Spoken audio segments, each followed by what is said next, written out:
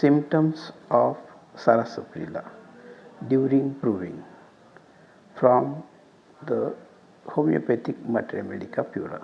Number 1. He has called to urinate and pressing and forcing in the bladder, and yet the urine will not pass. When at last the urine passes, it cuts. Number 2. Almost all day he has urging to make water, but little urine passes. Next, without any particular thirst, he passes urine more frequently than usual, and each time, in bracket with exception of the first day, bracket close, daily in large quantity. The longer he took the medicine, and all for 48 hours. I repeat this symptom again. Without any particular thirst, he passes urine more frequently than usual, and each time, with the exception of the first day, daily in larger quantity. The longer he took the medicine, and also for 48 hours afterwards. More frequently and more copious micturition, in bracket after 4 and more hours. Next, every morning he is awakened from sleep by urging to urinate, even after 24 to 48 hours. Next, the urine passes without being felt in the urinary passage, as after taking a diuretic drink. Next, in bracket, when the urine has been discharged, there is a pain like burning and itching tearing from the glands to the root of penis, bracket close. Next symptom, burning when urinating with a discharge of long flakes. Next, severe strangury as in stone in the bladder. Severe strangury as in stone in the bladder with a discharge of white acrid opaque matter with mucus. Next symptom, painful constriction of bladder with urging to urinate. Thank you. आता आपण हेच symptom मराठीतून पाहू. त्याला लघवीला जाण्याची इच्छा होते आणि तो लघवीसाठी मूत्राशयातून जोर देऊन दाब टाकतो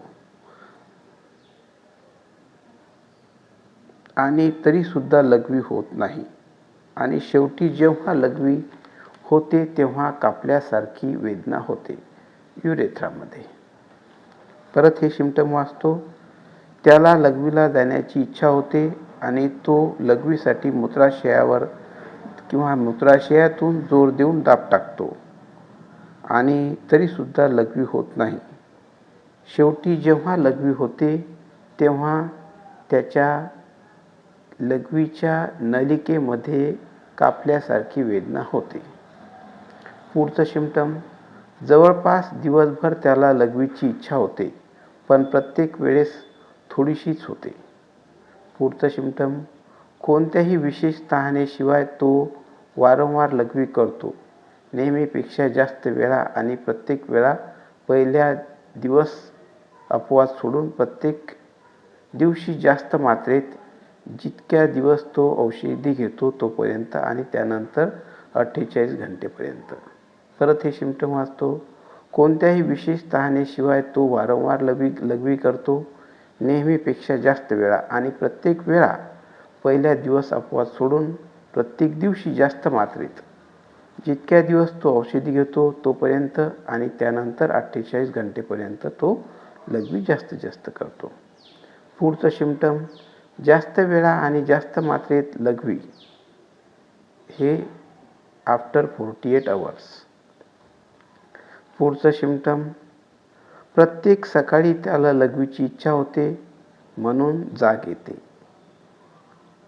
ही गोष्ट घडते 24 ते 48 तासानंतरही, म्हणजे प्रूव्हिंगच्या दरम्यान. पुढचं सिम्पटम, मूत्रमार्गात लघवी करताना लघवी जाणवत नाही, जणू मूत्रल औषधी घेतल्यावर जशी लघवी सहज व बिनजाणती होते तशी. पुढचं लक्षण ब्रॅकेटमध्ये, लघवी झाल्यानंतर शिश्नाच्या टोकापासून म्हणजे ग्लान्सच्या पासून मुळापर्यंत म्हणजे शिश्नाच्या मुळापर्यंत जळजळ, खाज व फाडल्यासारखी वेदना होते, म्हणजे बर्निंग टिअरिंग पेन. पुढचं सिम्पटम, लघवी करताना जळजळ किंवा आग होते आणि लांबट कणासारखा स्त्राव बाहेर पडतो. पुढचं सिम्पटम, मूत्राशयात खडा असावा अशी तीव्र स्ट्रँग्युरी, म्हणजे लघवीला वारंवार व तीव्र दाब पण थोड्या थोड्या प्रमाणात लघवी होणे याला म्हणतात स्ट्रँग्युरी. तर हे परत सिम्पटम वाचतो. मूत्राशयात खडा असावा तशी स्ट्रँग्युरी पण थोड्या थोड्या प्रमाणातच लघवी होते. यासोबत पांढरट झोंबणारा म्हणजे ॲक्रिल अपारदर्शक पदार्थ श्लेष्मासह बाहेर पडतो. मूत्राशयात वेदनादायक आकुंचन येण्यासह लघवीला जाण्याची इच्छा.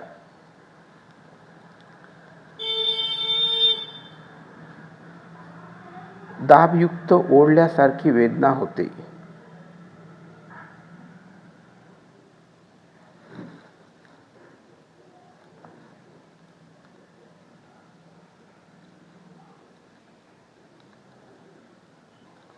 आता आपण सारासप्रिलाचेच पण बोरिकमधून कोणकोणते लक्षण आहेत.